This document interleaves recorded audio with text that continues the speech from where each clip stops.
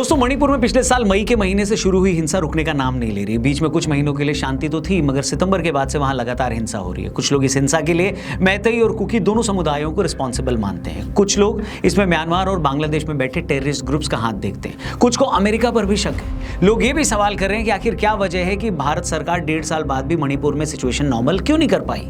लोग हैरान होते हैं जब केंद्र सरकार कश्मीर जैसे कॉम्प्लेक्स स्टेट में रातों रात 370 हटाकर वहां सिचुएशन नॉर्मल कर सकती है, चुनाव भी करा सकती है, तो क्या वजह है कि वो मणिपुर को काबू नहीं कर पा रही। तो आज की इस वीडियो में हमने कोशिश की है कि इस बात को गहराई से समझा जाए कि आखिर मणिपुर की प्रॉब्लम में ऐसा क्या है कि वो सॉल्व होने का नाम ही नहीं ले रही है। क्यों 1.5 साल से भी ज्यादा का टाइम हो गया कि वहां हिंसा नहीं रुक रही है। किसी का किसी पर भरोसा क्यों नहीं रह गया। लोग मंत्रियों और विधायकों के घरों पर हमले कर रहे हैं और 75,000 सैनिक होने के बावजूद राज्य में सिचुएशन नॉर्मल क्यों नहीं हो पा रही। तो आज की वीडियो में हमने इसी कॉम्प्लेक्स प्रॉब्लम की पड़ताल की है ताकि आप भी ये समझ पाएं कि आखिर इतने दिनों के बाद भी मणिपुर शांत क्यों नहीं हो पा रहा है। इसलिए वीडियो पूरी देखिएगा और ये वीडियो सही लगे तो इसे अपने हर एक दोस्त से शेयर जरूर करिएगा। नमस्कार दोस्तों, मैं हूं रौनक। जो लोग नहीं जानते उन्हें सबसे पहले ये बता देते कि मणिपुर में रीसेंट वायलेंस का दौर आखिर शुरू कैसे हुआ। देखिए, मणिपुर में सिचुएशन तो पिछले साल मई महीने से ही खराब है। उस वक्त से ही मणिपुर की मैतेई और कुकी कम्युनिटी आमने सामने, उस वक्त से ही मणिपुर में वायलेंस हो रही है, मगर बीच में चीजें कुछ कम हो गई थी।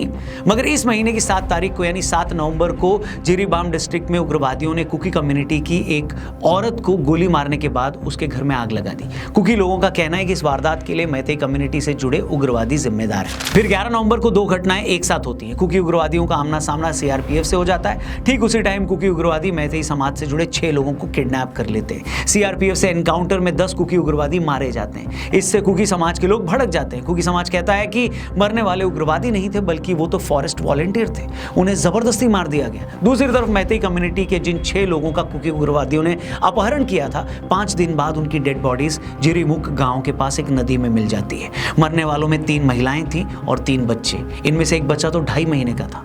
ये बात पता लगते ही पूरी मैतेई कम्युनिटी उबल पड़ती है। इस तरह मैतेई और कुकी दोनों ही कम्युनिटीज सिस्टम से भारी नाराज हो जाती हैं। कुकी लोगों को लग रहा है कि सीआरपीएफ वालों ने उनके लोगों का फेक एनकाउंटर कर दिया। मैतेई लोगों को लग रहा है कि पुलिस और सिक्योरिटी फोर्सेस की लापरवाही की वजह से उनके लोग मारे जा रहे हैं। न तो सरकार उन्हें प्रोटेक्शन दे पा रही है और न ही कुकी उग्रवादियों के खिलाफ कोई वो एक्शन ले पा रही है। इसी गुस्से में मैतेई लोग सड़कों पर आ गए। उन्होंने कैबिनेट मंत्रियों के घर फूंकने की कोशिश की, विधायकों के घरों से सामान निकालकर तोड़ दिया और सरकार को धमकी दी है कि अगर उसने जल्द ही कोई एक्शन नहीं लिया तो फिर जो भी होगा उसकी जिम्मेदार सरकार ही होगी। कुल मिलाकर मणिपुर में हालात इतने खराब हैं कि राज्य में इंडेफिनिट कर्फ्यू लगाया गया है, इंटरनेट भी बंद है। सरकार ने अर्धसैनिक बलों के 5,000 एक्स्ट्रा जवान वहां पर और भी भेज दिए हैं, मगर लोगों में अब भी बहुत गुस्सा है। अब इससे पहले कि मैं इस पॉइंट पर आऊं कि आखिर क्यों सिक्योरिटी फोर्सेस और सरकार मैतेई और कुकी समुदाय के बीच चल रही इस लड़ाई को सुलझा नहीं पा रही, उससे पहले हम ये समझ लेते हैं कि आखिर इन दोनों कम्युनिटीज में लड़ाई है किस बात की और लास्ट ईयर ये लड़ाई शुरू किस बात पर हुई थी। तो दोस्तों आपको बता दें कि मणिपुर स्टेट में बेसिकली 3 मेन जातियां हैं। एक तरफ मैतेई हैं जो हिंदू हैं, जिनकी आबादी 55 से 60% है, जिन्हें आज़ादी के बाद अनुसूचित जाति यानी शेड्यूल कास्ट का स्टेटस दिया गया।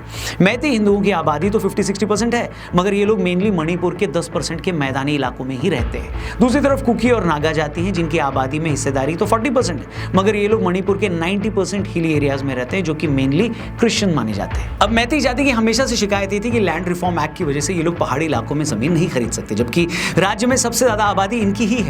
इन लोगों की मांग थी कि इन्हें भी जनजाति यानी शेड्यूल ट्राइब का दर्जा दिया जाए ताकि ये लोग भी पहाड़ों पर जमीन खरीद सकें। इसी को लेकर मैतेई ट्राइब यूनियन जो था वो पिछले कई सालों से मैतेई समुदाय को आदिवासी दर्जा देने की मांग कर रही थी, मगर कुकी और बाकी जनजातियों को ये बात कभी पसंद नहीं आई। अब पिछले साल 19 अप्रैल को जब ये मामला हाईकोर्ट पहुंचा तो मणिपुर हाईकोर्ट ने राज्य सरकार को मैतेई समुदाय को जनजाति का दर्जा देने के लिए कह दिया, जिसके बाद कुकी और बाकी ट्राइब्स भड़क गई।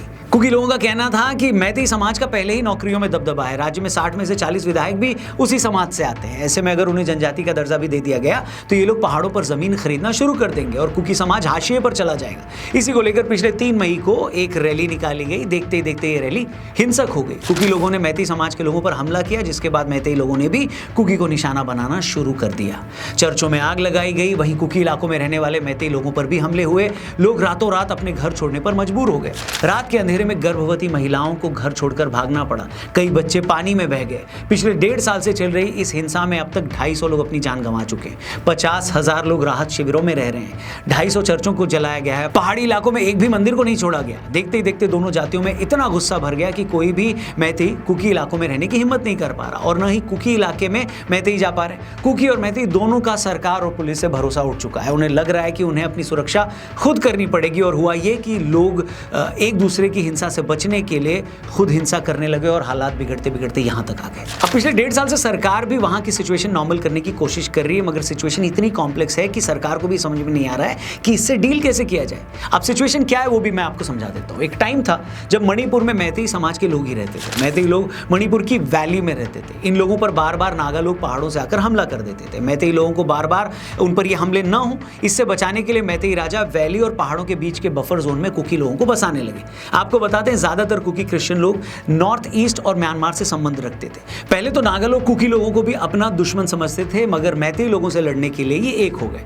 अब धीरे धीरे हुआ ये कि म्यांमार में इसी कुकी समाज से जुड़े लोग म्यांमार के कुछ इलाकों और मणिपुर के कुछ इलाकों को मिलाकर एक कुकी लैंड बनाना चाहते थे। सालों तक इन उग्रवादी संगठनों ने भारत के सुरक्षा बलों से इसे लेकर लड़ाई भी लड़ी।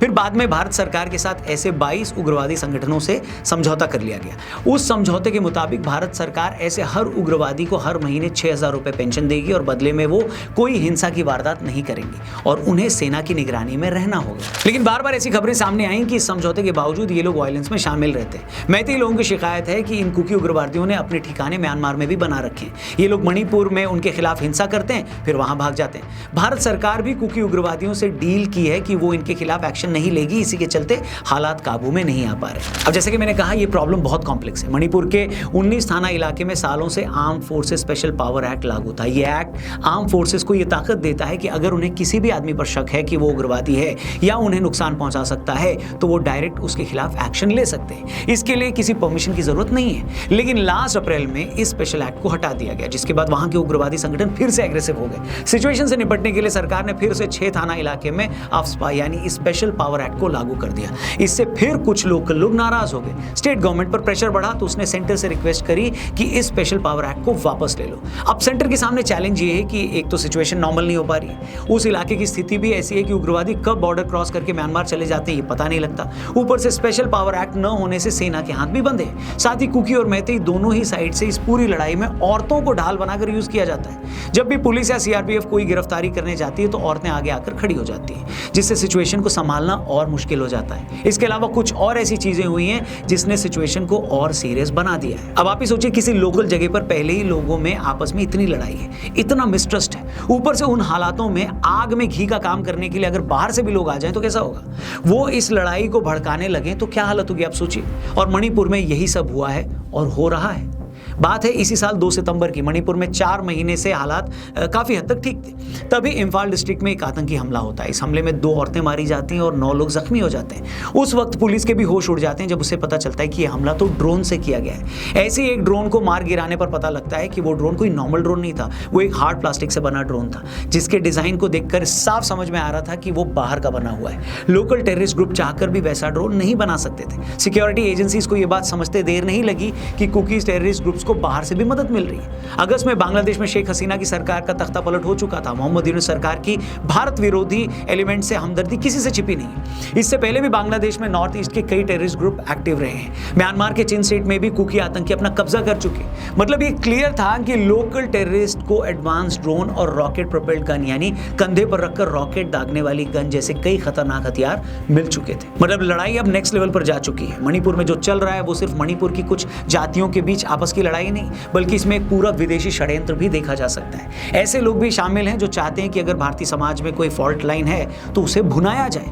ये बात किसी से नहीं छिपी है कि जिस तरह यूरोप से लेकर अमेरिका तक आज दुनिया के बहुत सारे देश भारत को चीन के विकल्प के रूप में देख रहे हैं, उससे चीन भी खुश नहीं है। बांग्लादेश में मोहम्मद यूनुस की सरकार का भारत के लिए क्या स्टैंड है ये भी किसी से छिपा नहीं है। इसके अलावा मणिपुर में एक्टिव कुकी आतंकियों को म्यांमार से कैसी मदद मिलती है ये भी कोई राज की बात नहीं है। इन सारी बातों ने मिलाकर इस पूरे इशू को बहुत ज्यादा कॉम्प्लेक्स कर दिया है। भारत के farmer army chief MM Naravane ने भी कई बार कह चुके हैं कि म्यांमार में हो रही वायलेंस के पीछे विदेशी ताकतें हो सकती हैं। इसी साल जुलाई के महीने में मणिपुर के CM ने कहा था कि मणिपुर में हो रही वायलेंस के पीछे विदेशी ताकतों का हाथ है। मतलब कहानी कुछ कश्मीर जैसी ही है। कश्मीर में एक वक्त जब कश्मीरी पंडितों पर जुल्म हुए, उन्हें मारकर धमकी देकर वहां से भगाया गया, तो उसके पीछे भी चिढ़ ये थी कि मुट्ठी भर कश्मीरी पंडित अपनी पढ़ाई लिखाई और इंटेलिजेंस की वजह से हर जगह छाए हुए थे। वो नौकरी में बड़े पदों पर थे, अच्छे बिजनेसमैन थे और समाज में उनकी ताकत थी। इसी बात से एक सेक्शन को तकलीफ थी। मणिपुर में पूरी तरह न सही, लेकिन कुछ लोगों को भी यही चिढ़ है कि हिंदू मैतेई समुदाय वो भी पढ़े लिखे हैं, बिजनेस चला रहे हैं। अगर उन्हें जनजाति का दर्जा दिया गया तो ये लोग पहाड़ी इलाकों में जमीनें